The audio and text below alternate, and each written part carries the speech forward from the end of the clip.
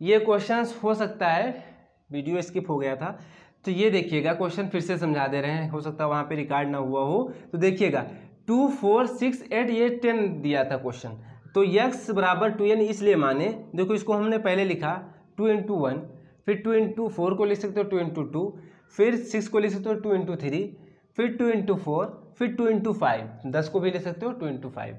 देखो 2 सब में आता जा रहा है, आगे भी नंबर्स होंगे तो 2 तो आगे आएगा ही, तो यहाँ पे हमने 2 लिख दिया। ठीक है, जो यक्स मान रहे हैं वो यहाँ हम यक्स डिफाइंड भी करते हैं, तो ये 2 लिख दिया। फिर क्या गुणे में क्या आ रहा है 1 2 3 4 5, यानी एक एक नंबर बढ़ता जा रहा है, तो क्या हो जाएगा n, यानी प्राकृतिक संख्या यही तो होती है n, डायरेक्ट n उठा के रख दिया और n बोल दिया कि n कहाँ से लिया गया, प्राकृतिक संख्याओं से लिया गया है, बस। अगर वैसे भी समझ सकते हो, अगर एक प्रकार से श्रेणी बन जाएगी, श्रेणी कौन सी बन जाएगी, समांतर श्रेणी बन जाएगी, लेकिन हालांकि अभी समांतर श्रेणी आप लोग पढ़े नहीं होंगे, चैप्टर नंबर 11 में है इस बुक के अकॉर्डिंग, तो वहाँ से भी हम लोग nवां पद निकाल सकते हैं। ठीक है, तो वहाँ से समांतर श्रेणी भी पढ़ लोगे तो और एग्जैक्ट समझ में आ जाएगा कि ये कैसे आ सकता है। ठीक है, समझ में आई चीज़, या बता भी देते हैं। देखो समांतर श्रेणी का मतलब ये होता है कि प्रथम पद, वहाँ प्रथम पद जैसे मान चलो 2 है, यहाँ पे 2 मानेंगे, अंतिम पद पता नहीं है, अंतिम पद पता नहीं है, तो nवां पद जो लिखते हैं formula a + n-1d, a + n-1d। ठीक है, a पता है कितना है 2 है, n नहीं पता है -1d, d का मतलब ये होता है कि जैसे 2 4 6 लिखा हुआ था, 8 लिखा हुआ था, तो दूसरी वाली नंबर्स में, दूसरे पद वाले नंबर से पहले वाले पद का जो है घटा देते हैं, 4 में से 2 जाएगा 2 बचेगा, तो इन्हें 2 लिख देंगे। तो 2 प्लस, अब 2 को गुणा करा लीजिए तो 2n - 2, 2 कैंसिल हो जाएगा, क्या आएगा 2n आ गया।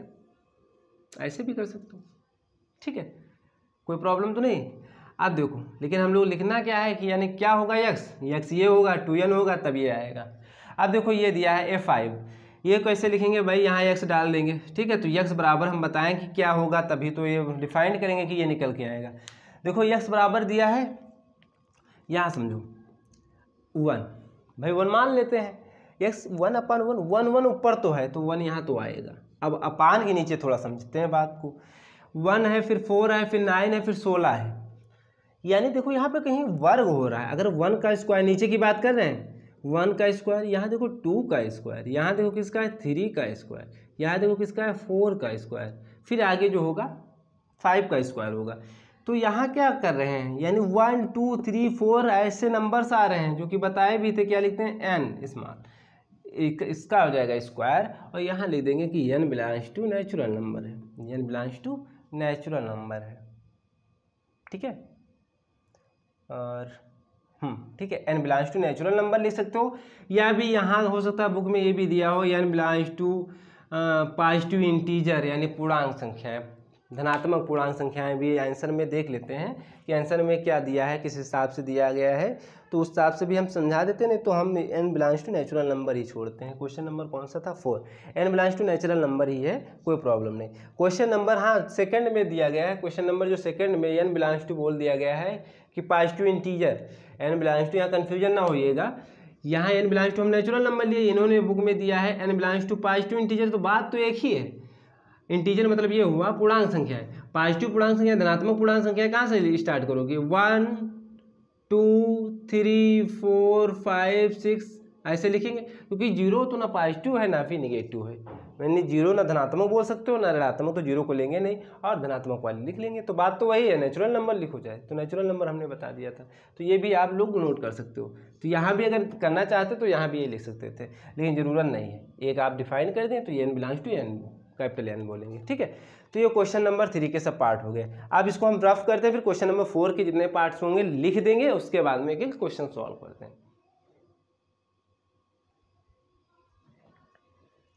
अब क्वेश्चन नंबर जो 4 दिया गया है, क्वेश्चन नंबर 4 में ये बोला जा रहा है निम्नलिखित समुच्चयों के अवयवों को सूचीबद्ध कीजिए, यानी सूचीबद्ध बोलो या सारणीबद्ध बोलो या फिर तालिकाबद्ध बोलो, बात एक ही है, तीनों एक ही वर्ड है। ठीक है, तो सूचीबद्ध मतलब हुआ कामा कामा करके हम लोग ब्रैकेट में लिखेंगे। ठीक है, जो x दिया है इसको हम नंबर्स में कन्वर्ट करेंगे, तो उसी को सूचीबद्ध बोलो या फिर सारणीबद्ध बोलो। ठीक है, सारणीबद्ध में कन्वर्ट करो या सूचीबद्ध में कन्वर्ट करो या तालिका रूप में लिखो।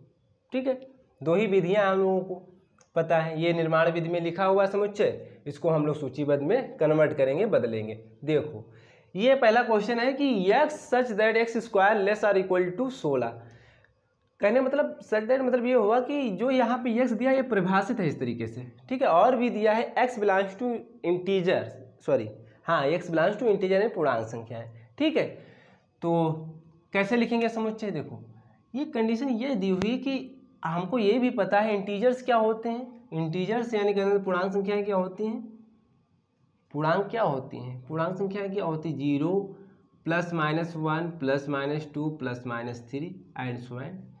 यानी 0 से लेकर धनात्मक वाली भी संख्याएं ली जाती हैं जिनको बोलते हैं प्राकृतिक संख्याएं, और ऋणात्मक संख्याएं भी उसी में ऐड हो जाती हैं उन्हें बोलते हैं पूर्णांक संख्याएं, ठीक है। इंटीजर इसको जेड से डिनोट करते हैं, जेड से लिखा जाता है, प्रदर्शित किया जाता है। तो हम लोग ये लेंगे नंबर्स, तो ये लेंगे, ठीक है। और कंडीशन ये है कि एक्स स्क्वायर का मान लेस आर इक्वल टू 16 होना चाहिए, लेस आर इक्वल टू 16 होना चाहिए।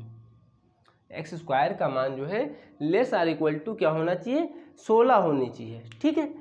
तो भाई इसका अगर स्क्वायर किया जाए, 0 का स्क्वायर किया जाए, 1 का स्क्वायर किया जाए, 2 का स्क्वायर किया जाए, 3 का स्क्वायर किया जाए, और नेक्स्ट जो रहेगा 4 का स्क्वायर किया जाए, आगे करके देखो कंडीशन ये भी तो होल्ड करना चाहिए बच्चा कि x square less or equal to 16, यानी इसका स्क्वायर, यानी ये एक्स स्क्वायर हो गया, ये एक्स स्क्वायर हो गया, ये एक्स स्क्वायर भी है, ये एक्स स्क्वायर भी कहा जाएगा, ये भी एक्स स्क्वायर कहा जाएगा। लेकिन कंडीशन ये है कि 16 से कम हो या बराबर हो, 16 से कम हो या बराबर हो। तो ये कम है, ये कम है, ये कम है, ये कम है, ये बराबर भी है, ये बराबर के है। आगे अगर 5 का स्क्वायर करेंगे प्लस माइनस, तो 5 का क्या हो जाएगा, 25 हो जाएगा। अच्छा प्लस माइनस इसलिए लगाएं, देखो तो यहाँ हम लोग जो आंसर में लिखेंगे, आंसर में लिखेंगे क्या लिखेंगे, लिखेंगे क्या 0 फिर plus minus 1 plus minus 2 plus minus 3 plus minus 4, ठीक है। यही आपका आंसर आएगा। हो सकता है बुक में ऐसे लिखा हो, अथवा यानी -4 -3 -2 -1 फिर 0 1 2 3 4 बस, ठीक ऐसे लिखा हो। तो कहने का मतलब ये हुआ भैया, हम प्लस माइनस में इसलिए लिख दिया कि जो भी नंबर्स ले रहे हैं, जो भी इंटीजर्स ले रहे हैं, पूर्णांक संख्या जो ले रहे हैं, ठीक है, जो पूर्णांक हम लोग ले रहे हैं तो 1 प्लस माइनस में ले रहे हैं, 0 का स्क्वायर करोगे तो 0 तो ही आएगा, जो कि 16 से कम भी है। और प्लस माइनस 1 का स्क्वायर करोगे, प्लस का 1 स्क्वायर करोगे तब भी 1 आएगा, -1 का स्क्वायर करोगे तब भी 1 ही आएगा, जो कि 16 से कम है। ये भी कंडीशन देखना है। फिर +2 और प्लस माइनस 2, अगर 2 का स्क्वायर करोगे तब भी 4 आएगा, और -2 का स्क्वायर करोगे तब भी 4 ही आएगा, जो कि 16 से कम है। अगर 3 का करोगे तो 9 आएगा, माइनस कर लो या फिर प्लस कर लो तब भी 9 ही आएगा, जो कि 16 से कम है। 4 का करेंगे तो 16 आएगा, जो कि ये भी कंडीशन है, बराबर भी लेना है। तो अब आगे की बात सोचें कि 5 का प्लस माइनस क्या कर सकते हैं, नहीं कर सकते। क्यों, 5 का करेंगे तो आएगा तो प्लस का ही, माइनस का 5 का स्क्वायर करो या प्लस का 5 का स्क्वायर करो तो आएगा तो प्लस ही, लेकिन क्या आ जाएगा 25 आ जाएगा, जो कि ये कंडीशन नहीं होल्ड करेगा। तो ये आपका हो जाएगा सेट बन जाएगा, ये समुच्चय कहलाएगा। किस विधि में हम लोग ले लिए, सूचीबद्ध में, ठीक है। सूचीबद्ध में बोल सकते हो या निर्माण क्या बोलते हैं तालिका विधि से बोल सकते हो, तालिकाबद्ध में हम लोग इसको कन्वर्ट कर दिए। इसके 3 नाम होते हैं, सारणीबद्ध बोला जाता है, तालिका विधि बोला जाता है, या सूचीबद्ध बोला जाता है। यहाँ पे क्वेश्चन में ये बोला जाता है कि सूचीबद्ध कीजिए, यानी सूचीबद्ध में हमको इसको बदलना है। अब देखो क्वेश्चन नंबर, ये समझ में आया कैसे बताया था, इसको हम रफ कर देते हैं क्योंकि हमको क्वेश्चन नंबर 2 भी देखना है। आप क्वेश्चन नंबर 2 देखो क्या दिया गया। क्वेश्चन नंबर 2 दिया है कि bx such that 1 less or equal to x, less or equal to कहने मतलब ये हुआ कि x का मान 1 से बड़ा है, x का मान 1 से बड़ा या फिर बराबर। फिर ये कंडीशन क्या है, और ये भी कंडीशन है कि x का मान 5 से कम लेना है या 5 के बराबर भी लेना है। तो y(x) belongs to natural number, हालांकि ये सही किया, या y(x) belongs to natural number. तो बात तो एक ही यही है, यहाँ पे बस कंफ्यूजन करने के लिए बोल दिया गया y(x) belongs to natural number, यानी भाई 1 देखो x का मान देखो, यहाँ पे ये पॉइंट समझिएगा, ये पॉइंट समझिएगा, यहाँ पे 1 है, यहाँ पे 5 है, ये 1 है, मान चलो एक लाइन बना दी, ये 1 है, ये 5 है, तो इसके अंदर क्या नंबर आएंगे, 2 आएगा, 3 आएगा, 4 आएगा। समझ में आई चीज। और ये बोला गया है कि मान चलो x जो लेना है 1 से x का मान 1 से ज़्यादा भी ले लेना है, एक्स का मान कहाँ लेना है, एक्स का मान 1 से ज़्यादा या फिर बराबर, ज़्यादा या फिर बराबर, और क्या लेना है 5 से कम या फिर बराबर, 5 से कम या फिर बराबर लेना है। तो समझिए कि कौन कौन से नंबर हम लोग लेंगे, कौन कौन से नंबर लेंगे, केवल 1 लेंगे, क्या लेंगे 1 लेंगे और 2 लेंगे, 3 लेंगे और 4 लेंगे और 5 लेंगे। क्यों? और ये भी बोला गया है कि x belongs to natural number, तो नेचुरल नंबर तो है ही, प्राकृतिक संख्याएं तो है ही, क्योंकि यहाँ पे फिर से एक बार समझा दे रहे हैं, एक्स का मान 1 भी ले सकते हो और इससे ज़्यादा भी डिफाइंड ले सकते हो, लेकिन ये भी कंडीशन है कि 5 से ज़्यादा लेना नहीं है, 5 से ज़्यादा नहीं लेना है। यहाँ पे बोला गया था कि यक्स का मान, देखो यहाँ पे थोड़ा हो सकता है कन्फ्यूजन हो कि यक्स का मान 1 is less or equal to x, या ऐसे बोल सकते हो यक्स का मान जो लेना है 1 से ज़्यादा भी लेना है या 1 के बराबर लेना है। फिर यहाँ एक कंडीशन आ गई कि यक्स का मान नहीं 5 लेना है और 5 से कम भी लेना है। ये भी बोला गया था 1 लेना है, 1 से ज़्यादा भी लेना, तो 5 ही तक तो लेंगे, इससे ज़्यादा थोड़ी ले पाएंगे। ठीक है, तो ये भी कंडीशन होल्ड, ये भी कंडीशन होल्ड। बस ये सिंपल समझ लीजिए कि लेस आर इक्वल टू 1 और लेस आर इक्वल टू 5 रहेगा। ठीक है, ये इसके बीच में नंबर, ये ऐसे भी बोल सकते हो यक्स का मान 1 और 5 के बीच में कौन से आएंगे, और 1 और 5 भी लेना है तो 1 2 3 4 5, 1 2 3 4 5। ठीक है, तो ये आपका आंसर हो जाएगा। ये समझ में आया होगा क्वेश्चन। ठीक है, थोड़ा समझना है बस। आप देखो क्वेश्चन नंबर जो है 4 का थर्ड पार्ट, सी दिया है x such that x belongs to natural number y, x जो है 15 का एक गुणनखंड है। ये क्वेश्चन समझिएगा। क्वेश्चन नंबर थर्ड ये दिया है कि x such that x belongs to natural number y, x 15 का एक गुणनखंड है। ये क्वेश्चन है, तो इसका आंसर क्या लिखा जाएगा भैया? इसका आंसर हम लोग क्या लिखेंगे?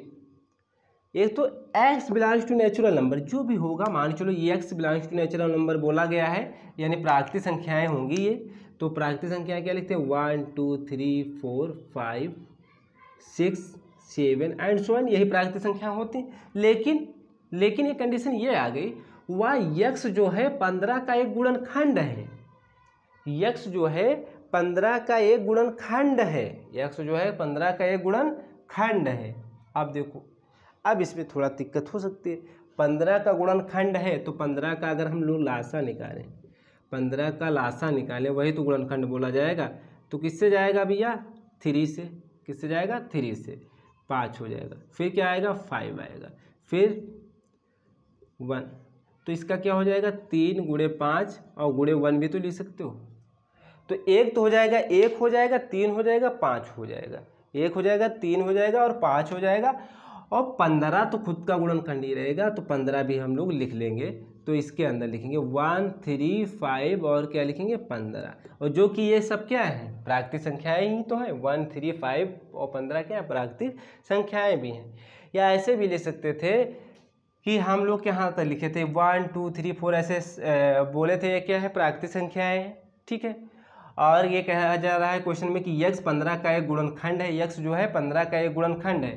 तो हम लोग लिखना स्टार्ट करते, प्राकृतिक संख्याएं कहाँ से लिखे थे 1 2 3 4 ऐसे 5 लिखे थे, 6 एंड सो एंड। अब किससे गुणा किया जाए तो 15 आ जाए, भाई 15 से करेंगे तभी तो 15 आएगा। इसमें किससे गुणा किया जाए 15 आ जाए, तो किसी से नहीं कर पाएंगे जो 15 आ जाए। इसमें किया जाए 5 से तो कितना हो जाएगा 15 हो जाएगा। ठीक है, और इसमें भी नहीं होगा, इसमें 3 से किया जाएगा तो 15 आ जाएगा, और एक ऐसी 15, बस यही नंबर्स हो जाएंगे, एक तो ये नंबर्स और एक ये नंबर्स 1 3 5, एक 15 खुद में रहेगा, क्योंकि जब 15 आएगा 15 गुणे 1 करो या 1 गुणे 15 करो, बात एक ही। फिर से एक बार बता दे रहे हैं, x such that x belongs to natural number y, x 15 का एक गुणनखंड है, एक्स 15 का एक गुणनखंड है, एक गुणनखंड है। यानी कहने मतलब जो संख्याएं लेंगे वो 15 से गुणा करें, यानी एक प्रकार से ये बोल सकते हो कि 15 जो है जो संख्या हम लोग ले रहे हैं भाग हो जाए, पूर्णतः भाग दें तो भाग कर सकें। अगर 1 से भाग दिया जाए तो 15 हो जाएगा, कट जाएगा, पूर्णतः कट जाएगा, 15 टाइम्स जाएगा, शेषफल 0 बचेगा। 3 से भाग देंगे तो 5 × 15 0 शेषफल, 5 से भाग देंगे तब 5 × 15 0 शेषफल, 15 को 15 से भाग देंगे तो 0 ही शेषफल, तो 0 ही बचेगा। तो ऐसे भी बोल सकते हो। ठीक है, तो ये समझ में आया, तो ये हो जाएगा आपका आंसर। अब बात आती है 4 number question, D number question ये दिया गया है, सॉरी क्वेश्चन नंबर 4 में डी बराबर ये दिया गया है, एक समुच्चय डिफाइंड किया गया, परिभाषित किया गया है, x such that x comma 31 दिनों का महीना है। जो यक्स यहाँ पे लिखा हुआ है तो ये बोला गया है कि 31 दिनों का महीना है। तो 31 दिनों के महीने कौन कौन से होते हैं? अब याद करने का तरीका कुछ लोग रट लेते हैं, किसी तरीके से याद करने का याद होनी चाहिए, ठीक है। अब देखो हम समझाते हैं 31 तरीके। तो हमारा तो याद करने का मकसद ये रहता है कि हम लोग उंगलियों पे चेक करते हैं, जनवरी, फिर फरवरी, फिर मार्च, फिर अप्रैल, फिर मई, फिर जून, फिर जुलाई, फिर अगस्त, फिर सितंबर, अक्टूबर, नवंबर, दिसंबर। उठी वाली जो उंगलियां रहेंगी वो क्या बोलते हैं? 31 दिनों के महीने होते हैं, ठीक है। तो जनवरी, तो यहाँ पे क्वेश्चन में क्या बोला गया था? 31 दिनों का महीना, ठीक है। तो क्या हो जाएगा? जनवरी लिखेंगे, क्या लिखेंगे? जनवरी हो जाएगा। फिर फरवरी, तो नहीं ऐसे भी नहीं लिख सकते हो, अगर 30 का बोला जाता तो 30 में फरवरी नहीं आएगी, ठीक है, क्योंकि 28 या 29 की रहती है। जनवरी हो गया, फरवरी, फिर मार्च आएगा, फिर अप्रैल, फिर मई आएगा, तो यानी मार्च हो जाएगा। फिर देखो जनवरी, फरवरी, मार्च, फिर अप्रैल, फिर मई आएगा, मई, फिर जून, जनवरी, फरवरी, मार्च, अप्रैल, मई, मई लिख दिया, फिर जून नहीं लिखा जाएगा, फिर जुलाई रहेगा, क्या रहेगा? जुलाई, जुलाई आएगा। फिर अगस्त हो जाएगा, ठीक है। फिर सितंबर नहीं रहेगा, अक्टूबर हो जाएगा, अक्टूबर हो जाएगा, ठीक है। जनवरी, फरवरी, मार्च, अप्रैल, मई, जून, जुलाई, अगस्त, सितंबर, अक्टूबर, फिर नवंबर, फिर दिसंबर रहेगा, ठीक है। बस यही तुम्हारे हो जाएंगे। बस 31 दिनों का महीना कौन सा होगा? जनवरी होगा, मार्च होगा, मई होगा, जुलाई होगा, अगस्त होगा, अक्टूबर होगा और दिसंबर होगा, ठीक है। क्लियर हुआ? तो ऐसे आप लोग याद कर सकते हो। अब इसको हम रफ करते हैं, फिर क्वेश्चन नंबर 5 भी करा ही देते हैं, इसको खत्म करते हैं इस एक्सरसाइज को। हाँ, ये क्वेश्चन रह गया था, क्वेश्चन नंबर 4 का वो लास्ट वाला पार्ट रह गया था, वो देख लीजिए।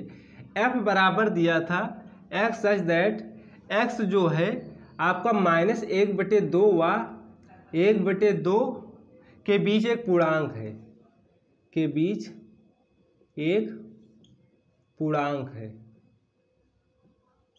पूर्णांक मतलब वो इंटीजर, ठीक है। तो ये क्वेश्चन है, ठीक है। तो 1/2 और +1/2 के बीच में जो कि एक पूर्णांक है, तो हम लोगों को निकालना है कि क्या होगा, और इसको किस में लिखना था? हम लोगों को सूचीबद्ध में लिखना था, ठीक है। तो देख लो, इसके अंदर केवल एक ही ऐसा नंबर्स होगा, इसके अंदर केवल एक ही ऐसा नंबर्स होगा जो कि 0 होगा। क्यों?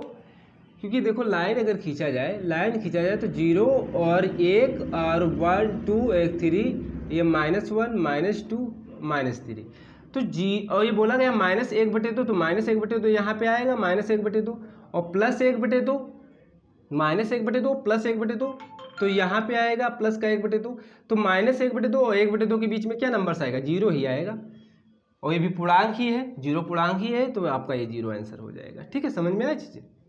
ये क्लियर हुआ?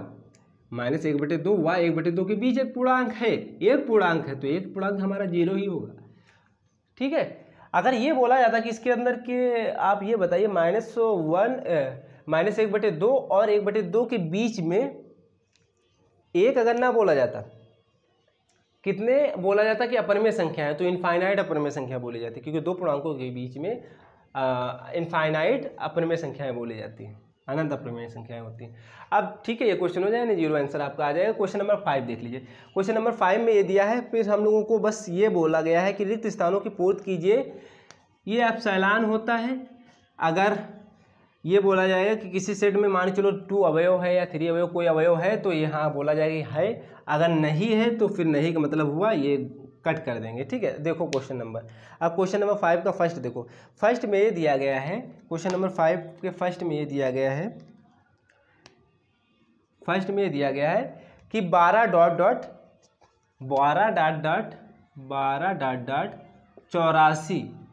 ठीक है, को विभाजित करने वाली संख्याओं का समुच्चय, 12 को विभाजित करने वाली संख्याओं का समुच्चय, तो ये इसके अंदर होगा, बताओ भैया, इसके अंदर होगा भाई 12 ... 84 को विभाजित करने वाली संख्याओं का समुच्चय, तो इसके अंदर तो होगा ही, इसके अंदर होगा, ठीक है, क्योंकि ये बोला गया है कि 84 को विभाजित करने वाली संख्याओं का समुच्चय, तो 84 को विभाजित करने वाली संख्याओं का समुच्चय 12 तो हो ही जाएगा। 12 12 24 36 48 48 72 84, ठीक है, तो 12 तो होगा ही इसके अंदर, ठीक है, ये हो जाएगा, यानी बिलोंग करेगा, इसके अंदर होगा। अब दूसरा पार्ट क्या है, बस हम लोग को यही बताना है। दूसरा पार्ट है के ... अंग्रेजी वर्णमाला के स्वरों का समुच्चय, के ... अंग्रेजी वर्णमाला के स्वरों का समुच्चय। भाई के ... अंग्रेजी वर्णमाला के स्वरों का समुच्चय, अरे स्वरों के समुच्चय क्या होते हैं, स्वरों के समुच्चय क्या होते हैं, स्वरों के समुच्चय क्या लिखते हैं, ए ई आई ओ यू, ठीक है, यही तो रहेगा। और ये कह रहा है कि के ... अंग्रेजी वर्णमाला के स्वरों के समुच्चय, तो ये सब आएंगे, तो इसके अंदर कहाँ है के, तो ये डज नॉट लिखेंगे, क्या लिखेंगे, डज नॉट बिलोंग, यानी ये इसमें नहीं होगा, ये लगाएंगे, क्रॉस कर देंगे, ठीक है, मार्कर नहीं चल रहा है उतना, ये हो जाएगा आपका क्रॉस, ठीक है, ये हो जाएगा, क्योंकि स्वर हमारे ये हो जाएंगे ए ई आई ओ यू। और यहाँ भी अगर समझ लीजिएगा 12 जो बिलोंग कर रहा है, तो पहला क्वेश्चन को 84 को विभाजित करने वाली संख्याओं का समुच्चय, तो 84 को विभाजित करने वाली संख्याओं का समुच्चय, आप कौन कौन सी संख्याएं 84 को विभाजित कर दी, इसका निकाल लीजिए एलसीएम। देखो यहाँ पे देख लीजिए, 84 का एलसीएम निकालते तो क्या हो जाता, 4 2 2 हो जाता 21 और 3 ये 7 हो जाता, ठीक है, तो एक तो 2 2 गुणे 3 गुणे 7, 2 दूना 4 4 3 12 और 12 गुणे 7 लिख देते हैं, तो 12 यहाँ पे बोला गया था कि 12 है, तो 12 तो आ ही जाता, अगर सेट बनाते तो क्या हो जाता है 2। और ये भी याद रखिएगा क्योंकि हम लोग सेट के अंदर रिपीटेशन नंबर नहीं लिखते हैं, तो इसको हम पहले ही कर लेते हैं ना, क्या 84 को अगर हम फैक्टर करते तो क्या हो जाता है, 2 दूना 4 4 3 12, यानी 7 कामा क्या लिखते हैं 12 लिखते, ठीक है, या ऐसे भी लिख सकते थे 4 कामा 2 दूना 4 कामा, या ऐसे लिखते 3 कामा 4 कामा 7 भी लिख सकते थे, ठीक है, तो या फिर 7 कामा 12 लिख देते, तो इसके अंदर ये अवयव ऐसे भी हो जाता, विभाजित करना था तो ये ऐसे भी याद कर सकते थे। अब ये क्वेश्चन हो गया, सेकंड भी हो गया, पहला भी दोबारा समझा दिए। अब थर्ड देखो, थर्ड में ये बोला जा रहा है 1/2 प्राकृतिक संख्याओं का समुच्चय, 1/2 ... प्राकृतिक संख्याओं का समुच्चय, 1/2 ... प्राकृतिक संख्याओं का समुच्चय, कहाँ से बोल पाओगे भाई 1/2 ... प्राकृतिक संख्याओं का समुच्चय क्या लिखोगे, 1 2 3 4 5, यही तो प्राकृतिक संख्याएं होती हैं, उनको कामा में लिखते हैं और ब्रैकेट के अंदर लिखते हैं, वही समुच्चय बन जाता है। और प्राकृतिक संख्या 1 2 3 4 5 6 7 8 9 10 ऐसे एंड सो एंड होती हैं, अगर कामा लगा के और ऐसे लिख देते हैं तो प्राकृतिक संख्या बोली जाती है। तो 1/2 इसके अंदर कहाँ आएगा भाई, 1/2 नहीं आएगा इस सेट के अंदर, यानी इस समुच्चय के अंदर नहीं आएगा, तो ऐसे लिखेंगे साइन। आप 4 देखिए, ठीक है, यही बोल दिया जाता है कि परमेय संख्या होगी तो हो सकता हो जाता नहीं हो जाता, अगर परमेय संख्या इस सेट डिफाइन किया गया होता। अब देखो क्वेश्चन नंबर 4 में ये लिखा गया है कि भारतवर्ष ... संयुक्त राष्ट्र संघ के सदस्य देशों का समुच्चय है। यस, ये तो एक प्रकार से स्टेटमेंट ही रहेगा, भारतवर्ष रहेगा, ठीक है, सॉरी ये आपका एप्सिलॉन बिलोंग करेगा, ठीक है। अब देखो क्वेश्चन नंबर 5 में दिया गया है कि √2 जो है परमेय संख्याओं का समुच्चय है, √2 जो है डॉट डाल लिखा है परमेय संख्याओं का समुच्चय, तो परमेय संख्याओं का समुच्चय है, √2 क्या है हमारी परमेय संख्या है, ये क्या है परमेय संख्या ही तो है, तो परमेय संख्या है तो परमेय संख्याओं के समुच्चय में तो आ ही जाएगा, ठीक है, तो ये हो जाएगा 5 नंबर, क्लियर हुआ। अब सॉरी परमेय संख्याओं का समुच्चय बोला गया था, तो ये √2 हमारा अपरिमेय संख्या है, √2 हमारा क्या है अपरिमेय संख्या है, अपरिमेय संख्या तो नॉट बिलोंग करेगा, और यहाँ पे परमेय संख्याओं का समुच्चय यानी P/Q के फॉर्म में, Q ≠ 0, तो ये कहाँ है उसके अंदर जाएगा, तो अपरिमेय संख्या है, ठीक है, इसलिए ये नहीं बिलोंग करेगा, उसके अंदर नहीं जाएगा, ठीक है। अब फिर क्वेश्चन नंबर 6 है 15.3 के सभी गुणकों का समुच्चय यानी एक प्रकार से मल्टीपल बोल सकते हो इंग्लिश में डायरेक्ट, तो 15 जो है क्या 3 का गुणक है, बोल सकते हो 15 है, क्यों है मल्टीपल 15 भाई, 3 का मल्टीपल तो है ही, 15 जो है 3 का मल्टीपल तो होगा ही, क्यों 3 गुणे 5, 5 3 15 तभी तो होगा। तो ये बिलोंग करेगा 3 में। ठीक है, तो ये हो गया लास्ट वाला। या ऐसे भी लिख सकते हो, देखो ये 3 के सभी गुणकों का समुच्चय बोला गया था। 3 के सभी गुणकों का समुच्चय क्या लिखेंगे? 3 लिखेंगे, 3 दूनी 6 लिखेंगे, 3 त्रिका 9 लिखेंगे, और फिर 12 लिखेंगे, फिर क्या लिखेंगे? 15 लिखेंगे, फिर 18 एंड सो एंड लिखते जाएंगे। तो 15 देखो यहाँ पे आ रहा है कि नहीं आ रहा, तो इसमें इसके अंदर होगा। बस यही कहा ही जा रहा है भी समुच्चय का मतलब ये हुआ समुच्चय के अंदर जो यहाँ बिलोंग और नॉट बिलोंग, यानी इसके अंदर अवयव है कि नहीं, ये बोला जा रहा है। ये 84 बोला गया था कि 84 को विभाजित करने वाली संख्याओं का समुच्चय। तो 84 को विभाजित करने वाली संख्याएं हम ये लिख सकते थे 2, 3, 7, या ऐसे लिख सकते थे 7, 12 लिख सकते थे। तो उसके अंदर ये 12 अवयव था, हाँ था, तो ये बिलोंग कर जाएगा। फिर ये बोला गया था स्वरों के समुच्चय में क्या क्या आएगा? कहाँ आया भैया? यहाँ स्वर हम लिखते हैं A, E, I, O, U, तो कहाँ आया कि नहीं आया, तो नहीं बिलोंग करेगा। फिर ये क्वेश्चन नंबर 3 में फिर से एक बार रिपीट कर दे रहे हैं। 1/2 प्राकृतिक संख्याओं का समुच्चय। 1/2 कहाँ है? ये तो हमारी परिमेय संख्या है। 1/2 हमारी ये होती है प्राकृतिक संख्या है, तो 1/2 इसके अंदर कहाँ आएगा? नहीं आ रहा है कहीं, तो यह नॉट बिलोंग करेगी। ठीक है, फिर ये क्वेश्चन नंबर 4 में ये बोला गया था कि भारतवर्ष, तो ये तो स्टेटमेंट है, तो ये तो भैया है कि संयुक्त राष्ट्र संघ के सदस्य देशों का समुच्चय। तो संयुक्त राष्ट्र संघ सदस्य देशों का समुच्चय एक प्रकार से कई देश आते हैं उसमें। ठीक है, टोटल शायद 7 क्लियर हमको भी नहीं है, आप लोग देख लीजिएगा कितने सदस्य हैं, लेकिन वो है भारतवर्ष जो है उसके अंदर। हालांकि ये क्वेश्चन कोई ज़रूरी नहीं है पूछा जाए, ठीक है, लेकिन अगर पूछा भी जाता है तो आप लोग देख लीजिएगा कि कितने सदस्य हैं। ठीक है, फिर क्वेश्चन नंबर 5 है √2 जो है परिमेय संख्याओं का समुच्चय। तो √2 तो हमारा अपरिमेय संख्या है, तो उसका परिमेय संख्या हम लोग लिखते हैं P/Q के फॉर्म में। ठीक है, यानी कहने का मतलब 3/2 या 2/4 2/5 ऐसे लिखते हैं, तो उसके अंदर ये कहा √2 आपका अपरिमेय संख्या है, तो उसके अंदर नहीं होगा। फिर लास्ट जो है 15 जो है 3 के सभी गुणकों का समुच्चय, तो 3 के गुणक हम लिख दिए 3, 6 और 9, और इसके अंदर 15 आ गया, तो 15 बिलोंग करेगा। तो आज के इस वीडियो में क्वेश्चन नंबर 1 से लेके, हालांकि हो सकता है क्वेश्चन नंबर कोई ऐसा क्वेश्चन है 2 पार्ट्स में, इसको हम डिवाइड भी कर सकते हैं, या हो सकता है एक ही पार्ट में मिल जाए आपको। अगर नहीं मिलता है तो नेक्स्ट वीडियो में, यानी इसके पहले वाले वीडियो में, जो इसके पहले के क्वेश्चन नंबर 1 से लेके 2 तक पहले वाले वीडियो में शायद करा दिए हैं। ठीक है, तो आज के वीडियो में बस इतना ही। अब नेक्स्ट वीडियो में बात करते हैं नेक्स्ट एक्सरसाइज 1.2 की।